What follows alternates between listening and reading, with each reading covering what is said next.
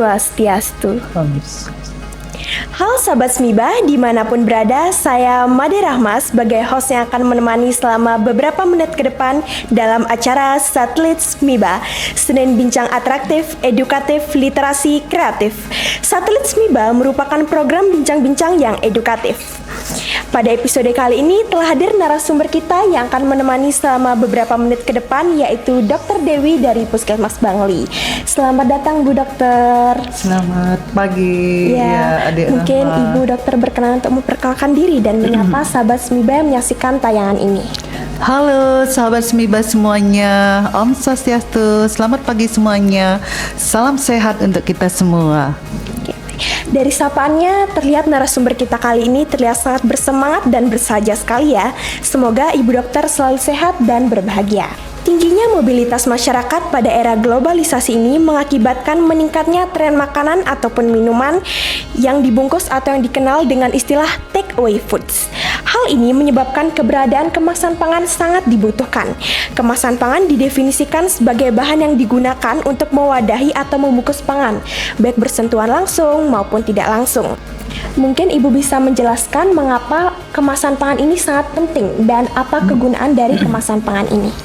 Oke, terima kasih Dek Rahma dan sahabat Smibah yang ada dimanapun berada. Jadi kenapa makanan minuman kemasan itu penting? Jadi sekarang ada teknologi industri makanan. Jadi kita tidak bisa menghindari makanan minuman kemasan itu di sekeliling kita ya Dek Rahma ya, dan sahabat Smibah lainnya. Tentunya pengemasan makanan minuman itu ada tujuannya. Satu, melindungi makanan minuman itu sendiri dari kontaminasinya, iya. Jadi kimianya, jadi zat-zat kimianya, kemudian biologisnya juga ada kapang, jamu, dan fisika. Jadi matahari, kelembapan, itu yang penting ya. Ada 3 di sana tujuannya. Ya. Kenapa makanan itu dikemas? Iya. Berarti dapat saya simpulkan pengemasan makanan ataupun minuman ini sangat penting ya Bu Dokter? Iya, penting juga. Selain juga nanti ada dampak juga selain positif dan negatifnya. Iya, tentunya. Seperti yang kita ketahui bersama bahwa makanan ataupun minuman yang dibungkus makanan sering menjadi alternatif yang paling manjur karena kepraktisannya. Nah, apa dampak positif dan negatif dari makanan ataupun minuman kemasan dari segi kesehatan sendiri? Iya, terima kasih sahabat Smibah, Dek Rahma. Jadi tentunya pengemasan makanan minuman itu ada dampak positif dan negatifnya. Kalau positifnya seperti tadi latar belakangnya, jadi terlindung dari dia bahan-bahan biologis ya, misalnya tidak mudah jamuran. Jadi tidak mudah terkontaminasi bakteri-bakteri dia. Kemudian kalau dari segi kimianya dia terlindungi juga. Jadi ada di sana bahan-bahan kimia yang angka ambang batasnya itu sudah ditera oleh BB POM lembaga kita. Jadi kita ada peneraan di setiap labelan kemasan itu biasanya sudah tertera. Kalau itu sudah dilakukan uji oleh lembaga pengawas bahan makanan, namanya kewenangannya ada di BB POM. Kemudian juga untuk kimianya dari matahari dan kelembabannya. Jadi makanan tidak akan mudah basi, jadi bisa berhari-hari, mungkin sampai berminggu dan berbulan-bulan, bahkan ada yang bertahun sesuai dengan masa kedaluarsanya setiap kemasan. Nah, untuk dampak negatifnya, ketika angka yang tertera di dalam kemasan itu tentunya tidak mengcover kebutuhan setiap orang. Nah, setiap orang kan berbeda-beda. Misalnya kita salah satunya contohkan sebuah minum kemasan air teh, nah dalam kemasan kotak. Nah, kalau kita yang minumnya orang dewasa itu tertera misalnya di sana ada gulanya berapa gram. Nah, itu mungkin mencukupi, tapi ketika itu dikonsumsi oleh seorang balita itu ada sudah melebihi ambang batas. Nah, kita kadang-kadang itu tidak menyadarinya, ya. Bahkan orang tua, ya enggak apa-apa kasih itu, terus juga teh manis kan gitu, nggih. Jadi lama-lama itu berpotensi untuk menjadi potensi penyakit kencing manis dia. Itu yang kita tidak sadari. Belum lagi penyakit-penyakit yang lain yang akan bermunculan.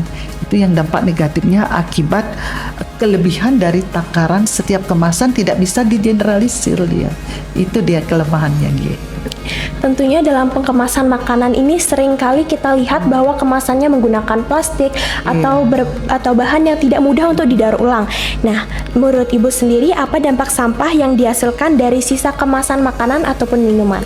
Iya, jenis-jenis makanan kemasan ataupun minuman itu kan ada yang berbahan plastik, Ya, ada betul. berbahan kertas juga, nggih. Kemudian ada sekarang produk-produk yang lagi styrofoam, nggih.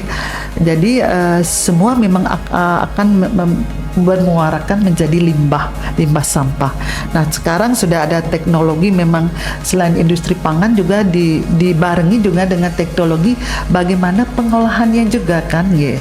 Akan dibuat juga plastik-plastik yang misalnya dia mudah berurai, Ya. monomernya jadi bahan bakunya itu, ya.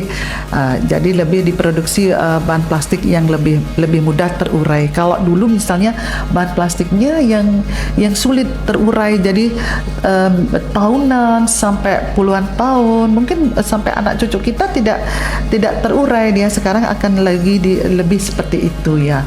Tentunya dampaknya dia selain polusi untuk lingkungan ya, baik itu tanah juga air, terutama juga kalau itu muara sampahnya ini juga mungkin bisa udara juga kalau itu dilakukan misalnya seperti pembakaran misalnya, kan ada zat yang akan dihasilkan itu dioksin, nanti itu berpeluang untuk menjadi polusi udara juga. Yeah. Nah, seperti yang Ibu sebutkan tadi, apakah mungkin ada jenis-jenis plastik yang bisa didaur ulang sehingga bisa menjadi bahan-bahan yang bermanfaat untuk kehidupan kita sehari-hari? Ada itu sekarang lagi sedang dilakukan kegiatan seperti itu nih, misalnya seperti ada yang di recycle lagi ya didaur ulang, kemudian bahkan ada dipakai kembali, reuse nih. Kemudian ada juga plastik yang kita bisa menggantikan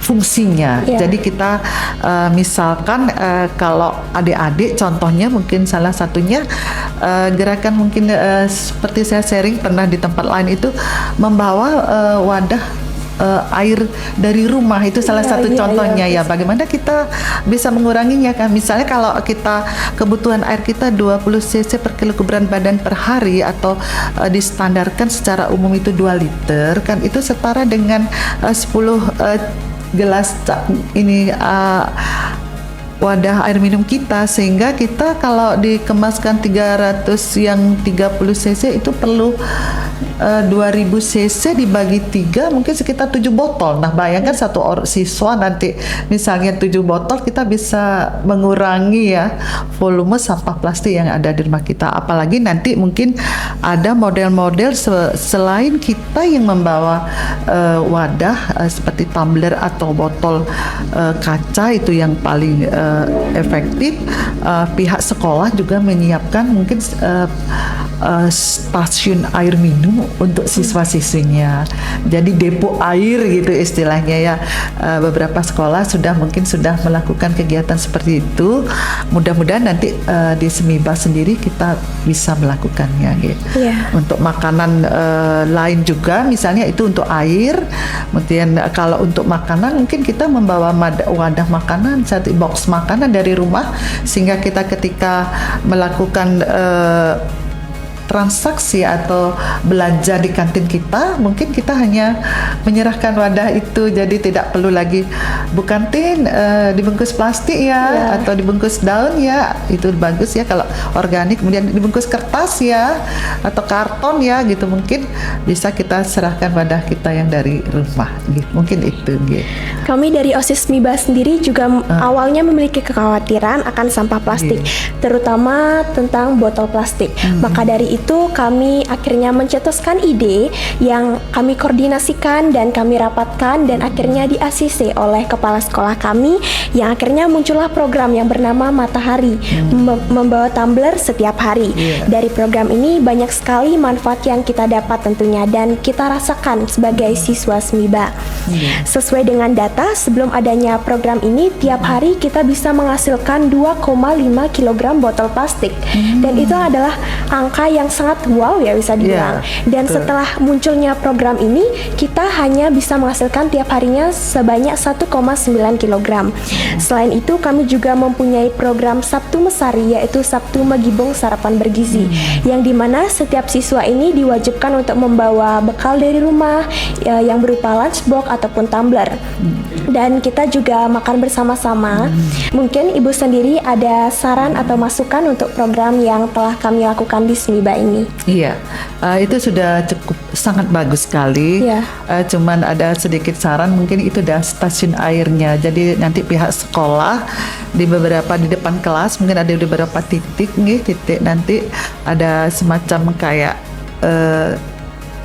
galon, galon, nanti air itu sudah air minum yang layak untuk dikonsumsi. Jadi kita ketika sahabat SMIBA mungkin kekurangan air ya, supply air, jadi ada kegiatan apa di sekolah, jadi sudah bisa mengambilnya dari depo air itu. Mungkin itu sarannya. Terima kasih banyak Ibu. Tanpa kita sadari juga sebenarnya banyak sekali makanan ataupun minuman yang bisa dikurangi penggunaan kemasannya ya Bu ya. Mungkin Ibu bisa menyebutkan jenis makanan ataupun minuman apa yang bisa dikurangi penggunaan kemasannya? Iya. Kalau jenis minuman, mungkin kalau ini kan kadang-kadang kita teorinya mungkin agak mudah kita mengucapkannya, menyampaikannya. Tapi untuk pelaksanaannya kita sahabat SMIBA agak sulit, karena ini terkait dengan perilaku. Jadi kalau untuk perilaku itu kan kita harus ada niat gitu. Jadi komitmen itu dibentuk dari niat. Kemudian kalau niat kita sudah kuat, pasti didukung oleh sikap. Jadi niat itu dalam bentuk pikiran, kemudian sikap itu hal yang kita bisa perlu wujudkan, dan perilaku wujudnya itu. Jadi ada tiga komponen dia, niat, sikap, sama perilaku ini harus kuat gitu. Jadi punya komitmen di sekolah ini untuk mengurangi ini. Jadi misalnya kalau air minum itu misalnya kan air putih dikemaskan kan cukup banyak. Ya solusinya kita bawa air dari rumah, atau mungkin di kantin sudah ditaruh depo-depo air itu, mungkin ya air galon dia disajikan kan juga bisa dijual dia gitu, sehingga untuk unsur sampah plastiknya kita bisa kurangi. Kemudian kalau misalnya dia mau jualan air teh, kan kalau air teh kemasan kan banyak, ada botol, jadi banyak produknya kan, dalam bentuk kotak juga ada. Mungkin solusinya kita sudah bawa tumbler mungkin, atau ibu kantinnya bisa membuat teh di sana juga. Ya, jadi kita kan buat air teh gitu kan. Kemudian kalau jenisnya air buah misalnya itu dikemasan kan ada. Tapi itu dengan perasa kimia kan. Ya, Periska itu kan perasa kimia dengan rasa banyak sekali variasinya. Nah, ibu kantin mungkin bisa buat produknya dia jus kan, jus mangga, jus apel, mungkin yang sesuai dengan kebutuhan sahabat SMIBA di sini. Jadi kalau misalnya kopi, ya ada juga kan, kita kan ada kopi bubuk gitu loh. Mungkin tapi ya proses ke arah itu kan kita perlu waktu kan, perlu waktu. Tidak semudah kita membalikkan tangan, karena ini masalah perilaku ya. Itu untuk minuman. Nah kalau untuk makanan misalnya kita tidak bisa menghindari kan, hanya bisa membatasi di sini, dan selektif itu kuncinya karena kita teknologi industri pangan berkembang dengan pesat. Perilaku juga kita harus memang membatasinya dan selektif untuk itu. Nah kalau makanan misalnya seperti mie, ya ibu kantin memang agak repot di sana. Waktu dia mungkin cost-nya juga, kemudian pembiayaan atau cost, kemudian tenaga juga praktisnya tadi yang kurang didapat. Nah, ini yang kita harus tidak bisa sendiri kan, semua elemen dia. Jadi sahabat semiba, guru-guru juga, nanti ibu kantin juga yang ada di sini, mungkin komite sekolah juga, dinas pendidikan, relawan-relawan, alumni, komite sekolah, kan semua elemen ya, dengan misalnya ekstrakurikuler apa itu, ada Sakam Bakti Wisada, kemudian kelompok KSPAN juga bisa berkontribusi semuanya. Itu yang Bu Dokter harapkan. Jadi intinya tidak bisa sendiri, kolaborasi, integrasi. Kemudian untuk makanan minuman kemasan itu tidak bisa kita hindari, kita hanya bisa membatasi dan selektif. Iya. Apakah ada model substitusi kemasan yang aman digunakan sehingga bisa mengurangi dampak negatif dari penggunaan kemasan makanan ataupun minuman? Tadi Bu Dokter sudah sampaikan, jadi substitusinya ya seperti Dek Rama juga sampaikan kan. Jadi kalau misalnya untuk minuman ya kita bawa tumblernya, itu sudah luar biasa ya untuk sahabat Semiba. Jadi saya applause ya, jadi komitmen di sini sudah bagus sekali. Kemudian untuk makanan juga mungkin wadahnya jadi lunch box tuh atau mungkin kotak makanan dari rumah. Jadi kita ketika akan membeli makanan itu yang kita suguhkan kepada ibu kantin untuk mengisinya. Itu mungkin solusinya. Rahma ingin bertanya nih dengan ibu dokter, apakah ada jenis-jenis plastik yang berbahaya bagi tubuh kita? Mungkin plastik ini mungkin ada dua macam ya, ada plastik putih dan plastik hitam. Sesuai dengan Rahma yang baca di artikel bahwa plastik hitam itu berbahaya bagi tubuh jika digunakan untuk membungkus makanan, terutama untuk makanan basah atau makanan yang tidak dibungkus dengan plastik. Betul itu. Plastik hitam itu kan ada komponen monomernya, jadi mungkin ada pewarnanya di sana. Jadi pewarna apa yang dipakai itu kan bisa berbaur dia ketika kita pakai mengemas makanannya. Jadi bisa terserap ke makanan, itu mempunyai efek bagi makanan itu sendiri. Jadi kurang sehat ya. Tapi ada plastik yang putih itu mungkin tidak memakai pewarnanya dia. Jadi itu tidak akan berpengaruh terhadap makanan ketika dia terpapar oleh kimia zat matahari gitu ya, efek makanannya.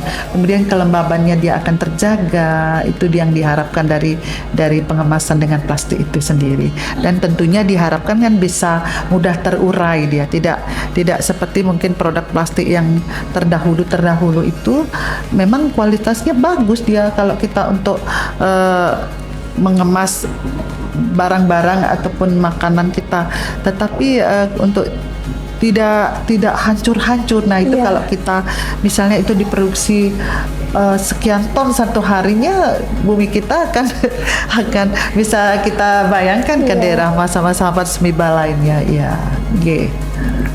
Baik, dari perbincangan dengan Ibu narasumber dari Puskesmas Bangli, sudah banyak sekali informasi yang kita peroleh, terutama sehubungan dengan mengurangi makanan dan minuman kemasan untuk masa depan yang lebih baik. Untuk menutup perbincangan kita pada kesempatan kali ini, mungkin Ibu berkenan menyampaikan closing statement berupa pesan atau himbauan kepada sahabat Semiba yang menyaksikan tayangan ini.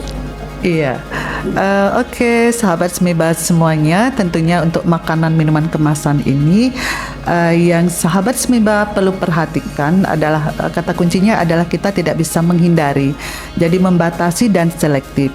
Kemudian ketika kita mengkonsumsi makanan minuman kemasan, mohon diperhatikan setiap kemasannya. Di sana ada perhatikan, misalnya kalau minuman produksinya kapan, pabriknya ada, kemudian ada baby pomnya, kemudian ada tanggal produksinya, kemudian masa berakhir produksinya juga, kemudian komposisinya. Itu yang penting ya. Itu yang kita harus perhatikan. Di sana ada zat-zat kimia yang sahabat Semiba mungkin perlu perhatikan, karena setiap orang berbeda-beda, karena di sana takarannya secara umum dia tidak, itu kekurangannya untuk makanan minuman kemasan. Mungkin itu yang perlu saya sampaikan. Terima kasih Ibu Dokter Iya, atas penjelasannya sama-sama. yang telah mengedukasi sahabat Semiba. Iya. Untuk sahabat Semiba yang menyaksikan Satelit Semiba episode kali ini, semoga apa yang kami perbincangkan selama beberapa menit ke belakang bisa mengedukasi dan memberi manfaat. Sekian Satelit Semiba episode menuju gaya hidup berkelanjutan, mengurangi makanan dan minuman kemasan untuk masa depan yang lebih baik. Sampai berjumpa di episode berikutnya dengan topik dan narasumber yang tidak kalah menarik. Jangan lupa like, komen, dan subscribe channel YouTube Semiba. Om Santi Santi Santi Om. Santi Om.